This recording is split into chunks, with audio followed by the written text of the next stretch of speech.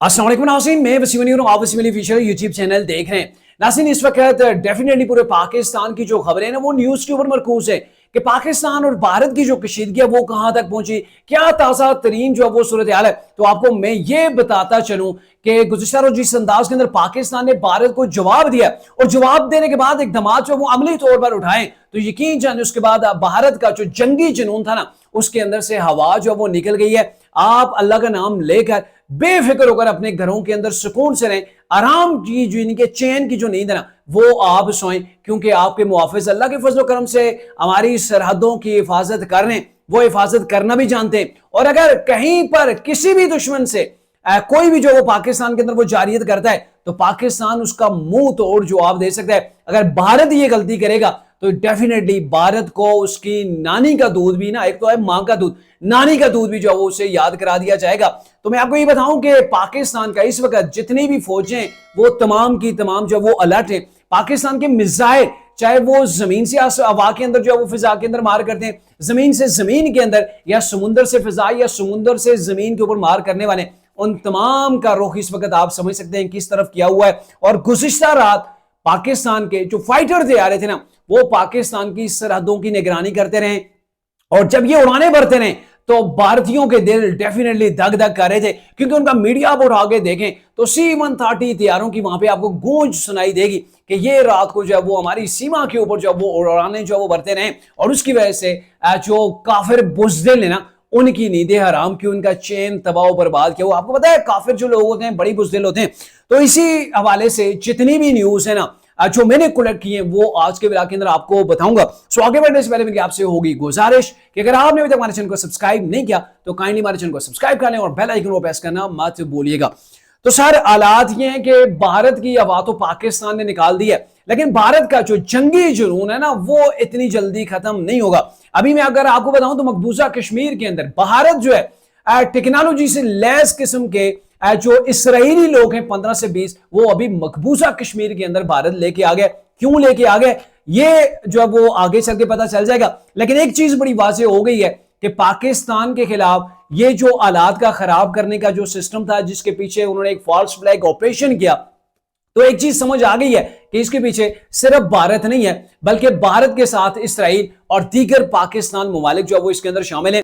ये जो भारत ने 15 से 20 जो वो इसराइली मकबूजा कश्मीर के अंदर लाके बैठा दिए, जो असले से लैस है, टेक्नोलॉजी उनके पास मौजूद है, यानी कि तकनीकी साजो सामान उनके पास मौजूद है। अब भारत क्या करना चाह रहा है ये आगे चल के पता चल जाएगा, लेकिन एक चीज बड़ी वाज़ेह होकर सामने आ गई है कि फलस्तीनियों का खून जहां पे इसराइल बाहर आए तो उसके पीछे कुफरिया तमाम ताकतें इंक्लूडिंग जो वो भारत भी। अब इनका टारगेट खुल के सामने आ गया और पाकिस्तान है जिस तरीके से ये ड्रामा रचाया गया, ड्रामा रचाने के बाद इसराइलियों को जो है वो ये हमारी एजेंसीज ने रिपोर्ट दी है कि इसराइलियों को ला के मकबूजा कश्मीर के अंदर भारत ने बिठाया। तो डेफिनेटली एक प्लान सामने आ रहा है कि कुफर का अगला टारगेट जो है वो पाकिस्तान भी हो सकता है, या फिर ये पाकिस्तान से जो है वो खाइफ है क्योंकि इन्हें नजर आ रहा है कि उम्मत मुसलमान का वाहिद वो मुल्क है जो एटमी ताकत लिए हुआ है, और इसी से इसराइल हुआ, भारत हुआ और दीगर जो है वो ये कुफरिया ताकतें वो कांपती हैं, थर थर जो है वो कांप रही होती हैं। अभी आप अंदाजा लगाएं ना, भारत के अंदर जाके देखें वहां के लोग जो वो थर थर कांप रहे हैं, उनका मीडिया के अंदर जो वो हलचल मची हुई है, वो कह रहे हैं कि पाकिस्तान के ऊपर हमला आप क्यों नहीं करें, लेकिन हमले के लिए उनके अंदर इतना जिगरा होना चाहिए। उन्हें भी पता है कि पाकिस्तान एक एटमी कुव्वत है और चंद ही मिनटों के अंदर जो वो पूरे का पूरा भारत जो है वो जमीन बोस जो है वो हो जाएगा। और ये भी खबरें आ रही हैं कि कुछ ममालिक हैं जिन्होंने भारत को खबरदार किया है कि अगर आपने पाकिस्तान से पंगा लिया तो आपकी खैर नहीं है,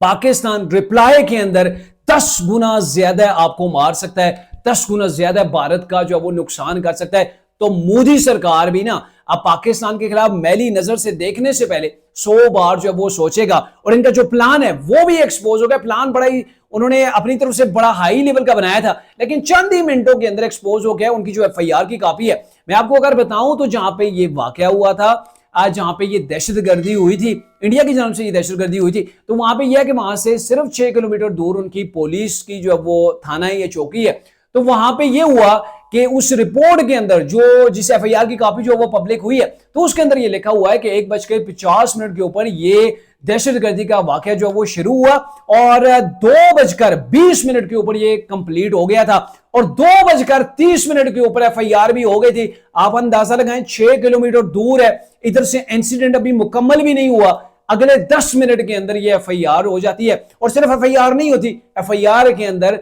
पाकिस्तान को नामजद कर दिया गया है कि ये सरहद पार से जो वो दहशतगर्द आए। सिर्फ 10 मिनट के अंदर तो बंदे के हवास ही जो है वो अपनी जगह पे नहीं आते, और आपने 10 मिनट के अंदर ही इतना ज्यादा जो असेस कर लिया, आपके पास इतने एविडेंस आ गए, इतने क्लू आ गए कि इसके पीछे पाकिस्तान है। अगर आप इतने ही माहिर थे, इतनी जो वो आप एक्सपर्ट थे, तो जो दहशतगर्दी वहां पे कर रहे थे आपने उनको पकड़ा क्यों नहीं है? आपने उनको जो है वो मारा क्यों नहीं है? उनको इंजाम तक पहुंचाया क्यों नहीं है? असल हकायक ये कि भारत की अपनी फौज ने, उनका बेस कैंप वहां करीब ही है, तो उन्होंने ये तमाम का तमाम जब वो वाकई एक ड्रामा रचाया, ड्रामा करके अपनी शहरियों को गोलियों से भून डाला और इल्जाम पाकिस्तान के ऊपर डालने के लिए। लेकिन खुदा की शान देखें कि तमाम का तमाम मलबा अभी भारत के ऊपर पड़ रहा है, और भारत ने जिसने ये जंग अपनी तरफ से छेड़ने की कोशिश की थी, अब उसकी हालत ये हो गई है कि फजाई हदूद पाकिस्तान ने बंद कर दी है, जिससे भारत का बहुत बड़ा नुकसान हो रहा है। अब आज भारत के नायब प्राइम मिनिस्टर ने, वो जा रहे थे जी इटली के अंदर जा रहे थे, 1.5 घंटा वो लेट जाके पहुंचे, क्योंकि उनको बराह रास्ता पाकिस्तान के अगर हदूद इस्तेमाल नहीं करेंगे तो इंटरनेशनल प्रवासों के लिए भारत को बड़ी दिक्कत हो रही है, और एक दूसरे ममालिक के अंदर जाके लैंड करना पड़ रहा है। लैंड करने के बाद उनको फ्यूल जो है वो दोबारा से भरमाना पड़ा है, और फिर वो अपनी मंजिल की जानब जो है वो गामजन हो रहे हैं। तो कहने का मतलब ये है, जिस भारत ने सिंतास मुआहिदा खत्म किया, तो मैंने जाती तौर पर आज भी दरियाई झेलम देखा है, तो वो उसका जो पानी है अपने फ्लो के साथ, जैसे वो पहले रवा दवा था, उसी अंदाज के अंदर अभी तक रवा दवा है। यानी कि भारत दरियाई झेलम का पानी रोकने के अंदर नाकाम है, उसने नहीं रोका है। लेकिन पाकिस्तान ने भारत के लिए अपनी फसाई और दूध जब वो बंद कर दी है, जिसके बाद भारत के पेड़ के अंदर सख्त किस्म के जो वो मरोड़ पड़े हुए हैं।